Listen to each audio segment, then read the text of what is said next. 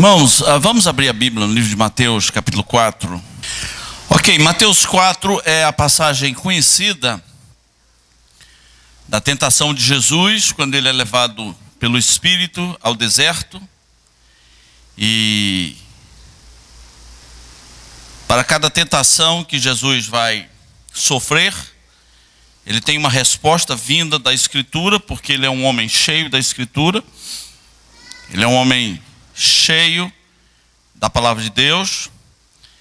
E eu queria ler apenas a primeira citação que Jesus faz da Escritura, Mateus capítulo 4, versículo 4, quando o diabo sugere que ele transforme as pedras em pães. Aí diz assim: Jesus, porém, respondeu: está escrito, não só de pão viverá o homem, mas de toda a palavra que procede da boca de Deus. Amém? Vamos orar. Nosso Deus, nós te louvamos por esse culto, que venhamos a entender hoje à noite o que significa viver de toda a palavra que procede da boca do Senhor. Pedimos em nome de Jesus. Amém. Irmãos, nós estamos no mês do testemunho, e eu tenho procurado trazer mensagens que não se detenham apenas à obrigação de ter um bom testemunho, a obrigação de parecer crente, a cultura de fugir da aparência do mal, a cultura de o que os outros vão falar, mas tenho procurado ir na raiz de coisas que realmente constituem a base de um bom testemunho autêntico, de uma vida cristã sem máscara, vivida na presença de Deus. E essa passagem fornece uma das bases. Jesus diz, citando uma passagem de Deuteronômio, capítulo 8, quando Deus disse: olha, Ele é aquele que te fez andar no deserto e te fez ter fome, para que saibais que não só de pão viverá o homem, mas de toda a palavra que procede da boca de Deus. Quando ouvimos isso dito por Jesus, entendemos que uma vez que isso foi dito no Velho Testamento e ecoa aqui no Novo, entendemos que é um projeto de Deus para a nossa vida urgente, viver da palavra de Deus, de toda a palavra que procede da boca de Deus. Eu quero viver dela. Não é 10% da palavra, não são obrigado, irmão, não são as partes que me interessam na palavra, não são as partes que interessam a minha denominação. Eu quero viver da palavra. Deveria ser esse o pensamento do cristão. Se fosse perguntado a você, você já levou a sério esse negócio de viver de toda a palavra que procede da boca de Deus? Qual seria a sua resposta? Porque alguém que toma essa postura, alguém que vai dizer: eu quero viver de toda a palavra que procede da boca de Deus, é impossível que sua vida não seja mudada. E é impossível que não tenha um bom testemunho. É impossível que não se note a diferença familiar, que não se note a diferença no seu ambiente de trabalho.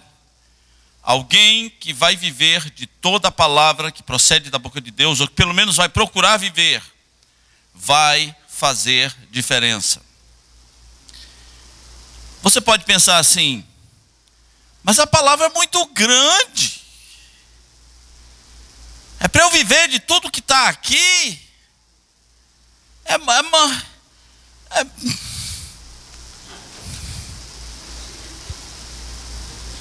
Não. Por que é tão grande? Porque tua vida é grande. Porque tua vida é longa. Porque a caminhada é longa e você vai precisar crescer em cada área, conforme os preceitos de Deus. Você vai precisar crescer em cada área que Deus determinou que você crescesse. Por isso, no sentido mais radical, você não precisa se reconciliar. Você não precisa tomar uma decisão de, eu quero crescer espiritualmente. No sentido mais radical, você precisa viver da palavra. Não da religião. Viver da palavra. Cada página da Escritura é importante. E tudo aquilo que é dito no Velho Testamento, que ecoa no Novo Testamento, que o Novo Testamento confirma, é importante para que você viva na prática. E tudo aquilo que o Novo Testamento não confirma, é importante, como diz o livro de Gálatas, como um aio, um professor, para te levar a Cristo, para te ensinar a respeito de Jesus Cristo. Eu quero trazer, hoje à noite, algumas áreas, para a gente viver da palavra nessas áreas. Às vezes esquecemos que Deus quer cuidar dessas áreas e que a nossa dependência da palavra de Deus vai fazer diferença. A primeira é a área das tentações, porque todo mundo é tentado. Em níveis diferentes, em áreas diferentes, todo mundo é tentado. Tentação é uma realidade. Se você não sabe como viver da palavra na tentação, é uma questão de tempo. Vai cair, vai viver grandes angústias, vai viver grandes conflitos, vai sofrer muito mais. Então, se é para viver da palavra, é para viver da palavra em todas as áreas. Então, abra sua Bíblia em 1 Coríntios capítulo 10, versículo 13. Até agora há pouco cantamos um hino que diz: eu sei que jamais eu provado serei além do que eu possa suportar. 1 Coríntios 10, 13 diz isso: não vos sobreveio tentação que não fosse humana, mas Deus é fiel e não permitirá que sejais tentados além das vossas forças. Pelo contrário, juntamente com a tentação, vos proverá o livramento, de sorte que a possais suportar. Cada um é tentado nas suas áreas.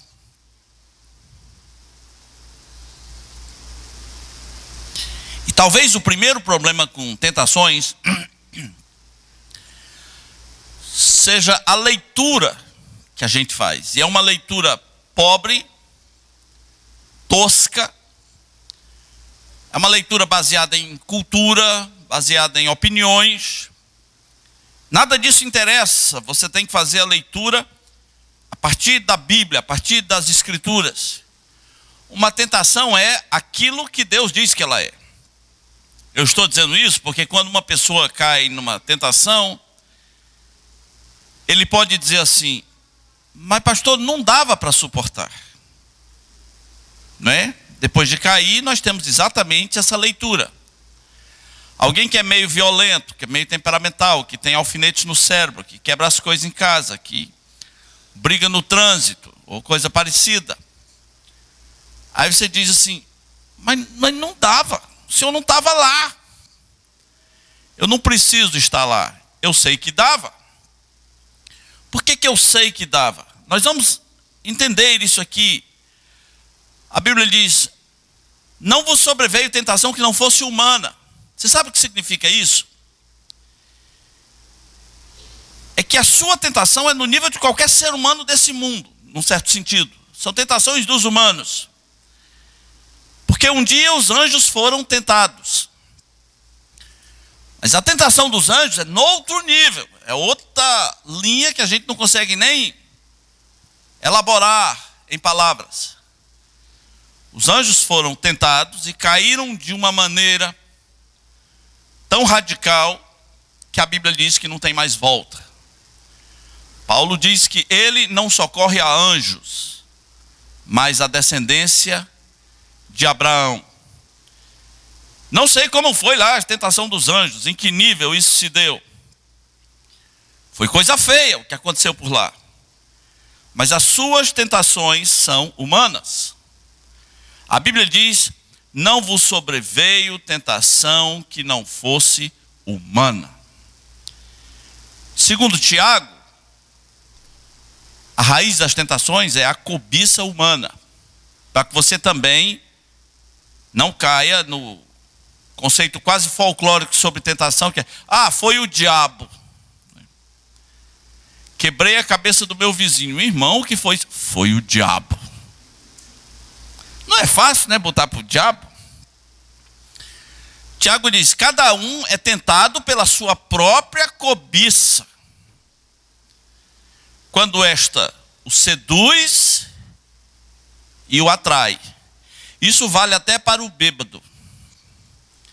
Porque no bêbado vai ter a desculpa: eu tava bêbado. Não é a desculpa perfeita, não é? Deixa eu contar uma história bem tosca. Eu tinha uma vizinha confuseira. Maria Gordinha, chamávamos assim. E um dia, um vizinho confuseiro, mas tímido, chegou bêbado. E deu uma confusão dos diabos entre ele e Maria Gordinha. E ele fez uma coisa que não se deve dizer a uma mulher cearense. Não pode. Em algum momento da discussão ele falou: sua égua. Não. Não, ele estava bêbado. Não faz isso não. E ela falou assim: quando meu marido chegar, eu quero ver você dizer isso na frente dele. Eu digo, sua égua. De novo, não. E nós éramos adolescentes, nós ouvimos aquilo, e a gente espalhou na rua: olha, o homem vai chegar aí, a gente vai ver se o cara segura. E olha o diabo para que atenta, o marido apontou na esquina. E a gente falou: é agora. E Maria Gordinha não deixou nem o marido entrar em casa. Olha aqui, você não sabe o que o vizinho fez. Esse aí, me chamou de égua.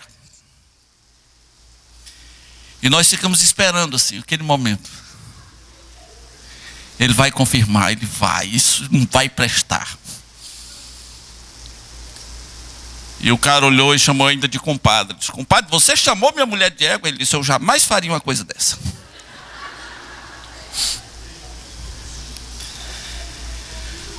Por que ele chamou? Porque ele tinha vontade de chamar. Lá no seu coração disse: um dia eu esculamba esta égua, né?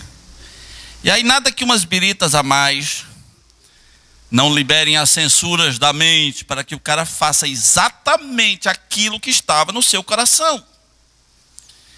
Então o bêbado que quebrou a casa, ele já queria quebrar. Ele queria quebrar a casa, a esposa, os meninos, ele queria quebrar todo mundo. Mas ele tem padrões. Mas na hora que ele bebeu, esses padrões, cuidado você que bebe, muitos padrões caem. Não, você que tem vontade de ser várias coisas, quando você bebe, eita, né? Os padrões, as censuras mentais saem e o sujeito vira diabo, vira bicho. Então, cada um, até o bêbado, ele é seduzido pelos seus próprios desejos, pela sua própria cobiça, quando ela o seduz e o atrai. Você que bateu em alguém, você queria bater. Você queria. Não foi o diabo. Você não bateu falando assim: eu vou te bater, mas não é que eu estou querendo assim. Você que está me forçando. Aliás, tem marido cara de pau que faz isso, né? Ele quebra a casa e fala para a família: vocês que faziam ser assim. Não tem esse negócio? E o gordo e a gorda que come desesperadamente: vocês que me fazem comer, que eu fico nervoso e você... Você tem que arranjar outra desculpa, né? Então você tem que ter a leitura. A tentação é o que Deus disse que é. E Deus disse que toda tentação é humana. não é sobre-humana, é humana. Segundo, Deus diz que você não vai ser tentado além das suas forças. Você não vai. Então não existe esse negócio de não dava para aguentar. Dava. Vamos voltar a fita? Vamos voltar ao filme? Vamos rever cada ponto da tentação? Deus não permite que você seja tentado além do seu nível. Cada um tem o seu nível. O de Jó é um, o de José é outro, o meu é outro, é o nível médio, e o seu é outro. Mas cada um de nós não será tentado além das suas forças. Então, meus queridos, se você lutava contra o álcool e caiu, você foi até o bar com suas pernas, você foi com o seu dinheiro, você bateu numa pessoa com as suas mãos, você saiu com aquela mulher no seu carro. Que história é essa que não dava para suportar? Você fez aquela nota fria com a sua caneta. Volte o filme. Dava para dizer não. Dava para ter uma postura. Era hora de brilhar. Mas tudo que você tem é uma desculpa do tipo: não deu. Foi além das minhas forças. Não é, porque se foi além das suas forças, Deus mente. E o que Deus diz é: ninguém vai ser tentado além das suas forças. Mas tem uma lição extra sobre tentação. E essa é a que eu mais gosto. Eu gosto demais dessa. Porque Deus diz que Ele, juntamente com a tentação, Ele vai prover um alívio. Não sei como diz a sua Bíblia, um refúgio. Uma saída, exatamente para que você possa suportar a tentação. Então, irmãos, dizer que vai viver da palavra, mas não vai viver da palavra no que diz respeito às tentações, não é viver da palavra. Deus diz: as tentações são humanas, é no nível que você possa suportar, e mais, ainda tem uma saída. Então, se você voltar o filme, você vai ver: puxa, eu podia ter feito isso, mais isso. Eu podia ter dito isso e mais isso. Eu poderia ter saído por aqui, por acolá. Mas toda desculpa que eu tenho é: não deu para suportar. E Deus diz: dá, porque além de ser no seu nível, ainda tinha um jeito de sair. Às vezes o jeito de sair nem sempre é fácil. Quando a gente pensa, por exemplo, em José do Egito. José do Egito é a situação perfeita para que o cara pudesse dizer assim: mas não dava para sair. Não dava.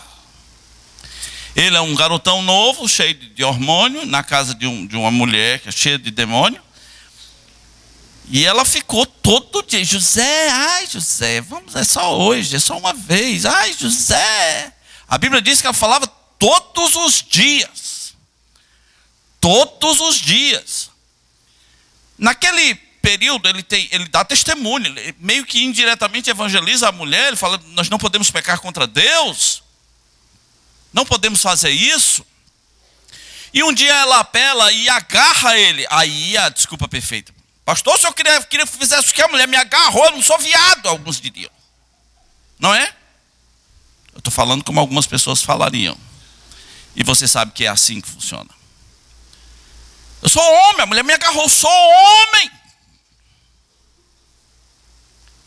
E aí Deus vai dizer para você: pois é, se pelos padrões de Deus você fosse homem, você teria corrido. Você não é homem ainda, você é um macho. Talvez para os padrões de Deus, você ainda não é um homem.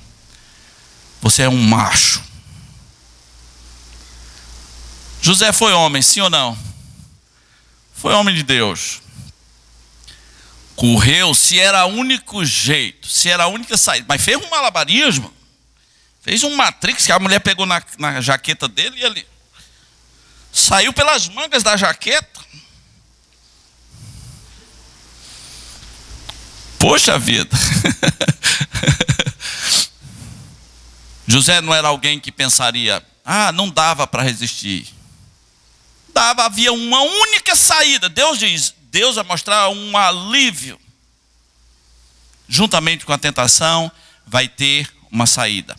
Então, se você pensar na última tentação que você caiu, e eu peço sempre para voltar o filme, você pode ver claramente como havia alívios, saídas, sinais de Deus, toques de Deus, refúgios.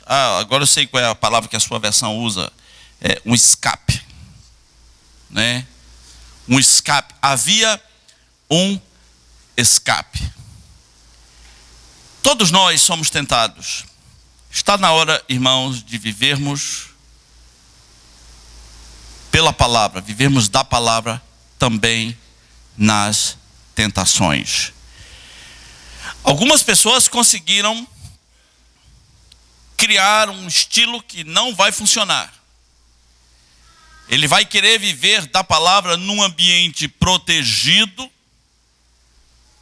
na igreja, no meio dos irmãos. Estou vivendo da palavra, sou um adorador, vivo da palavra, estou no monte, estou na palavra, e estou na palavra. Mas ele não consegue traçar o mesmo objetivo para um ambiente não muito seguro, para um lugar onde ninguém lhe conhece. Ele não consegue responder com firmeza à pergunta: quem é você quando ninguém está olhando? Quem é você quando ninguém está olhando? Vamos para uma outra área para a gente viver da palavra.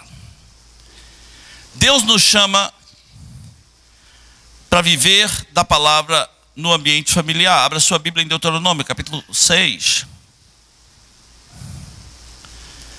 Deus deu projetos tão simples para a gente viver da palavra no ambiente familiar. Ontem à noite eu estava dizendo para o meu grupo de casais, o grupo com o qual eu me reúno, que se nós realmente vivêssemos os projetos de Deus, a pedagogia de Deus para a família, a igreja seria uma coisa extra. Nossa família seria tão igreja, seria tão saudável, que a igreja seria um reforço. E nós esperamos que seja o contrário, né? Que a igreja faça tudo.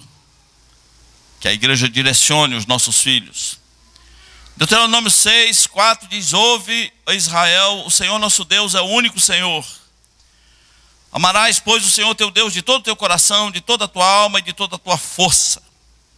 E essas palavras que hoje te ordeno estarão no teu coração. Tu as inculcarás a teus filhos. O que é inculcar? É botar na cuca, né? Literalmente. Inculcar. Você que achava que cuca era um doce, né? Tu as inculcarás a teus filhos, e delas falarás, assentado em tua casa, andando pelo caminho, ao deitar-te e ao levantar-te. Ou seja, Deus propôs um estilo de ensino natural. Não tem uma hora específica para inculcar aos filhos, aos netos, etc. Não tem uma hora. É assentado em casa, a qualquer momento. Para isso você precisa ter momentos assentado em casa. Essas famílias que não se encontram mais à mesa são um desastre nesse projeto aqui. Não tem mais mesa lá. Quer dizer, tem, é cara, mas a família não come lá, não se reúne. Um na TV por assinatura, o outro no computador, o outro no andar de cima, o pai no programa esportivo, né? E a pobre da mãe sozinha à mesa. Isso tem que ser recuperado, tem que ser mudado. Deus inventou a mesa, é fantástico. Eu tenho dado várias palestras sobre como recuperar isso, é importante recuperar. Então, se não existe um momento que as pessoas lá estão assentadas, andando pelo caminho, ao deitar e ao levantar. Minha mãe fez mais ou menos isso comigo. Eu não sabia muito ler e me ensinou umas coisas andando pelo caminho. Um método natural. Eu reconheço o valor do culto doméstico. Reconheço. Mas às vezes ele é só um culto. Às vezes ele pode ser apenas uma obrigação. Um método de ensino natural. Ensino natural é aquele que aproveita as oportunidades para naturalmente transmitir conceitos. Meus filhos nasceram na era do rapper 50 Cent e outros rappers famosos americanos. E houve uma época que eles gostavam de clipes de hip hop e rap. E eu pensei assim, que eu precisava de uma sabedoria para não ser aquela pessoa que ia dizer: ninguém vai assistir essas coisas aqui não. Né? Parece o caminho mais fácil. Não, ao contrário, eu fui assistir junto. E esculambei com os clipes, mas de maneira tão elegante. Do tipo, meu Deus, esses caras não valem nada, eles não têm respeito pela mulher. Olha como eles tratam as mulheres. Olha como eles querem ostentar riquezas, querendo mostrar o que eles não são. Por que eles precisam disso? Caramba, eles têm uma linguagem pesada. Você não acha muito pesado? Sem dar sermão, coisas naturais, aproveitando oportunidades. Meus irmãos, hoje está tão difícil ensinar conceitos cristãos aos filhos, que nós precisamos de muita sabedoria de Deus, para que de maneira não religiosa e naturalmente, possamos aproveitar a oportunidade de ensinos. Deus diz: faça essas coisas, mas também atem a lei do Senhor como sinal nas tuas mãos, nos umbrais da casa, nas tuas portas. O que tem lá nas suas portas? O que tem no guarda-roupa da sua casa? Um pôster do Corinthians? É isso? Vai fazer diferença lá? Credo.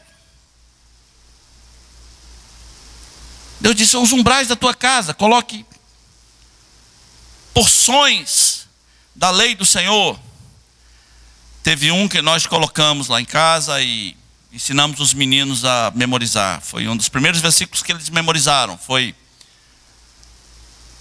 aquele que retém a vara aborrece seu filho, mas o que ama cedo disciplina. Esse estava... Quem retém a vara aborrece seu filho, mas aquele que ama cedo disciplina. E a gente pedia para eles completarem. Aquele que ama faz o quê? E eles diziam: cedo disciplina. Não passamos isso para o caçula, porque os caçulas são esquisitos, né? O caçula aprendeu menos versículo. Mas precisamos de sabedoria de Deus para viver a palavra de Deus dentro das nossas casas. Vamos para uma outra área para viver da palavra. 1 Timóteo capítulo 4. 1 Timóteo capítulo 4.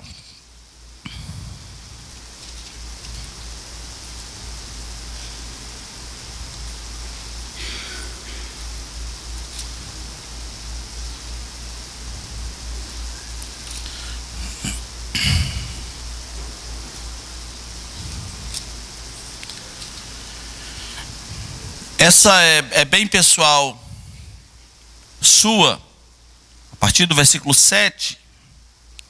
O fim do versículo 7 diz assim: exercita-te pessoalmente na piedade, pois o exercício físico para pouco é proveitoso, mas a piedade para tudo é proveitosa, porque tem a promessa da vida que agora é e da que há de ser. Essa é uma outra área para a gente viver da palavra. O exercício da piedade. Eu não posso falar sem piedade, sem explicar para você o significado disso e a confusão que se deu no Brasil pelo mau uso da palavra piedade. Eu lamento informar para você que na Bíblia piedade não tem nada a ver com piedade.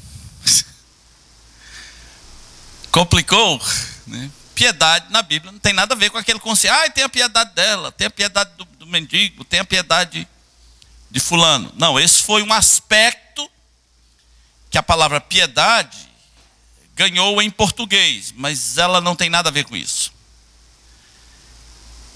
A palavra piedade veio, como traduziram, veio de uma palavra grega chamada eusebeia, uma palavra linda para os gregos. Para nós é feio, né? Eusebeia. Toda pessoa que se chama Eusébio tem o seu nome derivado da palavra Eusebeia. A piedade, nesse sentido, é o conjunto dos exercícios espirituais que todo cristão precisa fazer. E eu vou explicar alguns.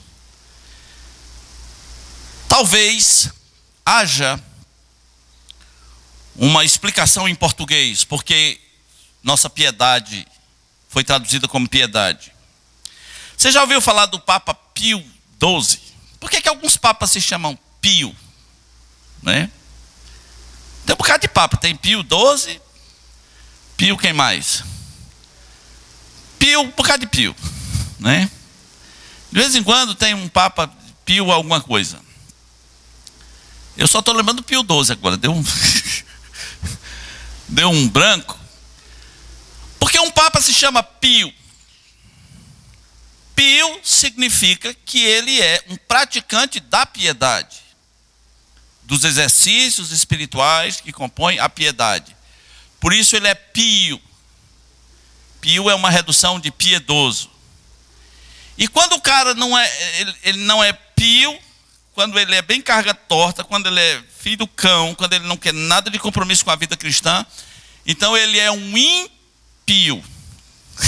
Estou fazendo um malabarismo aqui horrível para ver se a gente... Não é? Por que chamamos uma pessoa de ímpio? O ímpio não está preocupado com oração, com leitura da palavra. Por quê? Porque ele é impio. Ele é não piedoso, não pio. Que coisa é a linguagem, né? E ele não está comprometido com o exercício da piedade. Paulo disse: exercita-te pessoalmente na piedade. Por que pessoalmente? Porque tem coisa que é muito bonito passar para os outros. Não é? Pastores, missionários, evangelistas, professores de escola dominical. Tem coisa que é tão lindo passar para os outros. E Paulo disse: exercita-te pessoalmente. A malhação, exercício de academia, e Paulo estava falando para um mundo que malhava muito, os gregos malhavam muito. Eles inventaram esse negócio de malhação. E Paulo disse: o exercício físico para pouco é proveitoso, mas a piedade, os exercícios da piedade, eles são de grande proveito e é proveitosa para tudo. O que são os exercícios da piedade? O que é a vida piedosa, a vida pia, vamos dizer assim? São simples de compreender. Por exemplo, há um exercício da piedade que a Bíblia chama de meditação. Meditação na palavra.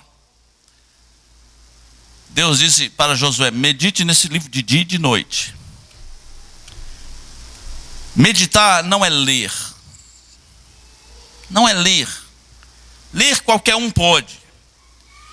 Meditar é entrar num processo de querer ir longe nisso que eu estou lendo. Envolve memorizar, envolve repetir.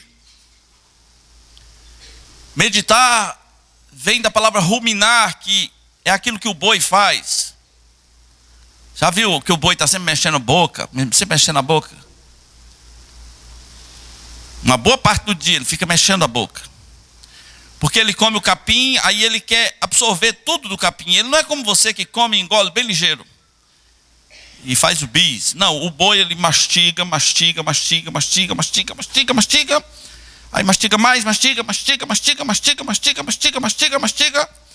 E faz isso mais umas 10 vezes. Aí ele engole. Aí ele regurgita. Porque pode ser que houve alguma coisa que ele não mastigou. Aí ele mastiga de novo. Aí ele mastiga. E aí, apenas comendo capim, ele vira aquele boizão enorme. Comendo capim. E só do capim vai sair leite, manteiga, picanha, né? Couro, panelada, buchada. E ele vai crescendo. Não sabemos o que... Existem vários animais que Deus criou dessa maneira. Os ruminantes. Nós temos que ser ruminantes da palavra de Deus. Nós temos que criar um processo de que a palavra fique na nossa mente o dia inteiro, de que uma porção das escrituras que Deus nos deu seja importante e a gente queira mastigar e ruminar e memorizar passagens específicas e procurar entender o sentido das palavras e, se for por causa de ir num comentário, e perguntar e procurar entender. Mas a meditação não é o único exercício da piedade. Existe um exercício simples chamado oração, precisa ser feito todos os dias. E com oração eu quero separar os vigilhões. Porque tem gente que tem uma vida ótima de oração desde que seja em conjunto com outros. Mas quando é na sua vida pessoal, talvez não seja uma pessoa de oração. Precisa de um negócio, de um movimento, um vigilhão, um monte, né? Uma Viva Rio Branco, qualquer coisa assim. Aí lá, vamos orar. E Deus diz, exercita-te pessoalmente na piedade. Vida diária de oração. Existe um exercício chamado adoração. Muitos crentes acham que adoram a Deus, mas muitos não têm a menor noção do que isso significa, de separar tempo para estar com Deus, na sua presença, só porque Ele é Deus. Existe o exercício da oração, da meditação, como falamos, da adoração, e existe o exercício da contemplação, onde você contempla a natureza e glorifica a Deus a partir dela. A palavra de Deus está cheia de passagens assim. Salmo 8 é uma dessas passagens. Você contempla as obras do Senhor e começa a ver a grandeza de Deus a partir disso. Não só das obras, mas dos feitos do Senhor do passado. Existem salmos inteiros só para falar desses feitos. Meus irmãos, quando Jesus Cristo nos fala de que nós devemos viver da palavra, a gente devia se envergonhar. Viver da palavra é entender que as coisas são o que a palavra de Deus diz que elas são, e que nós vamos viver a partir dali, como a palavra de Deus diz, para a gente viver a partir dali. É prático, mas é assustador. Porque nós estamos tão distante disso, que nós preferiríamos não sermos desafiados dessa maneira. É meio parecido com dizer que não tem medo de pular de paraquedas, mas quando chega na porta do avião, o conflito é enorme. Você está em conflito? Quais são as áreas da sua vida que você não tem vivido da palavra? Uma área em que intensamente as pessoas não querem viver da palavra é a área do perdão. Mas é uma das áreas mais centrais da vida cristã.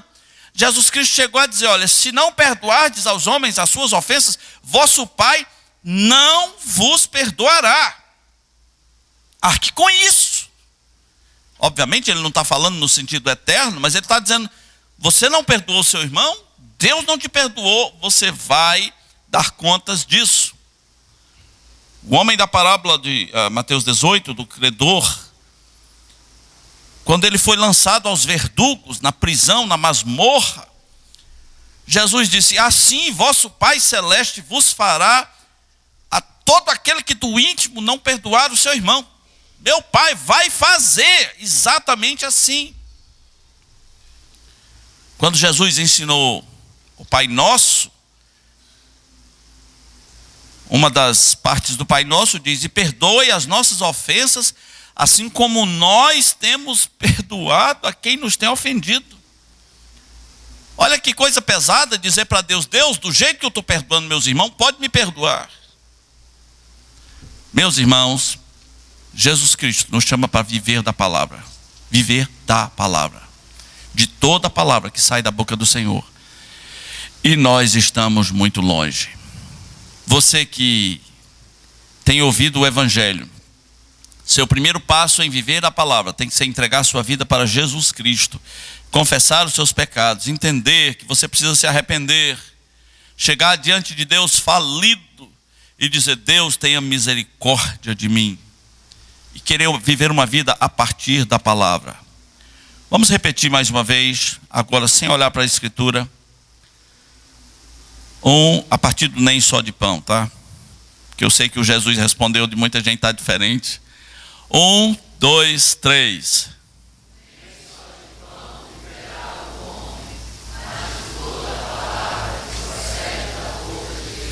Que Deus nos dê graça de querer viver de toda a palavra que sai da boca dele. Amém? Nosso Deus, nos sentimos tão pequenos diante de certos desafios da palavra do Senhor. Às vezes sentimos que queimamos etapas, queremos mostrar para as pessoas algumas coisas que nós deveríamos ser quando talvez ainda não o somos. Vem nos ajudar a ser como Jesus, que nos desafia a viver de toda a palavra que procede da boca do Senhor. Sabemos que o caminho é grande, que a jornada é grande, então pedimos ao Senhor que nos mostre cada área que precisa ser colocada submissa à tua palavra. Pedimos em nome de Jesus. Amém.